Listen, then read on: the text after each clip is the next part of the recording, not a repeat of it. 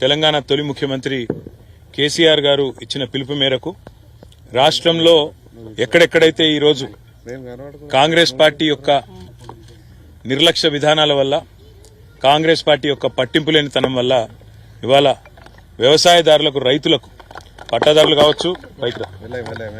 కావచ్చు లేదా కౌలు రైతులు కావచ్చు వాళ్ళు పడుతున్న ఇబ్బందులు గమనించి ఇప్పటికే 15-20 లక్షల ఎకరాల్లో ఎక్కడెక్కడైతే పంటలు ఎండిపోయినాయో ఆ రైతుల్లో భరోసా నింపడానికి ధైర్యాన్ని ఇవ్వడానికి అదేవిధంగా వారికి మేమున్నామని చెప్పడానికే ఈరోజు క్షేత్రస్థాయిలో మా పార్టీ నాయకులు అన్ని నియోజకవర్గాల్లో కూడా రైతుల దగ్గర పోతా ఉన్నారు, పర్యటనలు చేస్తూ ఉన్నారు.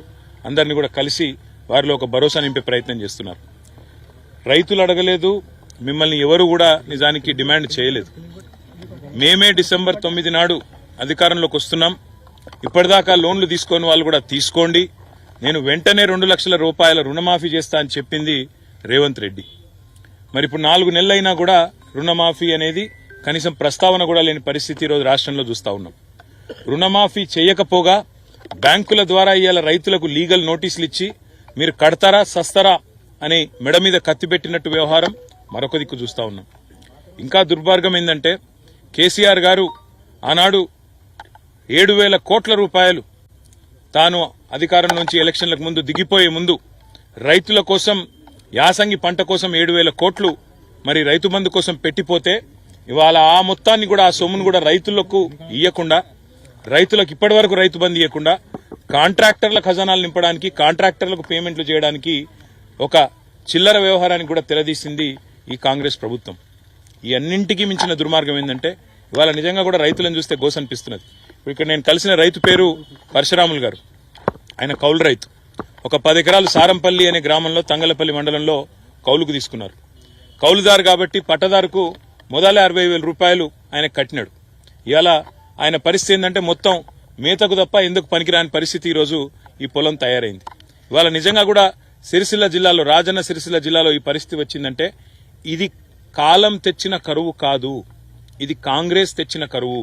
ఈ మాట నేను స్పష్టంగా ఎందుకంటున్నా అంటే పోయిన సంవత్సరం ఇదే సమయంలో ఆనాడు కాళేశ్వరం నీళ్లతో మరి మేడిగడ్డ నుంచి నీళ్లెత్తిపోసి మిడ్మానేరు నింపి, మిడ్మానేరు నుంచి అన్నపూర్ణ, ఆ పైకి రంగనాయక సాగర్, అక్కడి నుంచి జిల్లెల చెరువు, ఆడికెళ్లి కింద ఉండే ఈ మొత్తం ఈ గ్రామాలన్నింటిలో కూడా సారంపల్లితో సహా, నేరేళ్లతో సహా, రామచంద్రాపూర్తో సహా, చిన్నలింగాపూర్తో సహా ఈ గ్రామాలన్నిటికీ నీళ్లు ఇచ్చింది ఆనాడు కేసీఆర్ ప్రభుత్వం.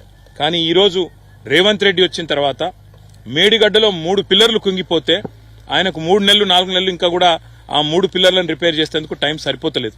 ఇలా 3 పిల్లర్ల దగ్గరగిన ఒక కాఫర్ డ్యాం కట్టి నీళ్లను ఇలా కిందికి ఉత్తగా సముద్రంలోకి వేస్ట్ గా పోతున్న నీళ్లను పట్టుకొని నీళ్లు గనక పైకి పంపింగ్ చేసింటే ఈ 3 నెలల్లోనే ఆ పని చేసింటే ఇవాళ ఈ రైతుల పొలాలు ఎండకపోయిన మాట వాస్తవమా కాదా ఆలోచించమని చెప్పి నేను కోరుతున్నా.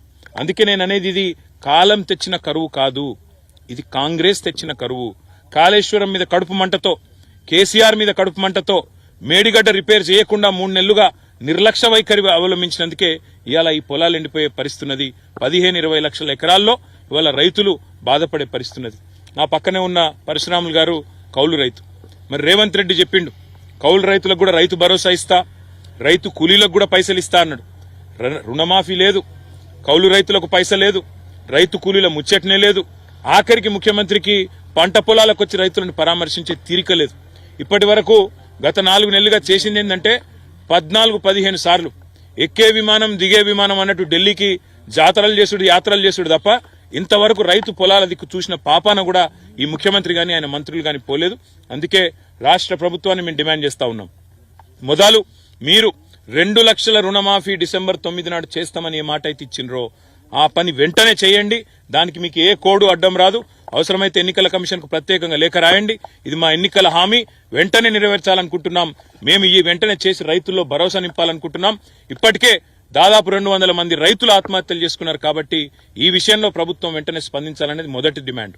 రెండవది, ఖచ్చితంగా ఈ ప్రభుత్వం చేయవలసింది మీరిచ్చిన మాట ప్రకారం రైతు భరోసా ఏదైతే 15,000 రూపాయలని మీరు చెప్పినరో, కేసీఆర్ 10,000 ఇస్తుండు, నేను 15,000 ఇస్తా అన్నావు.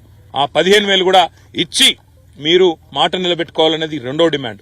మూడవది ముఖ్యమైనది, కౌలు రైతులకు రైతు కూలీలకు పైసలు ఇస్తా అన్నావు, వెంటనే ఇవ్వాలని చెప్పి కూడా మేము డిమాండ్ చేస్తా ఉన్నాం.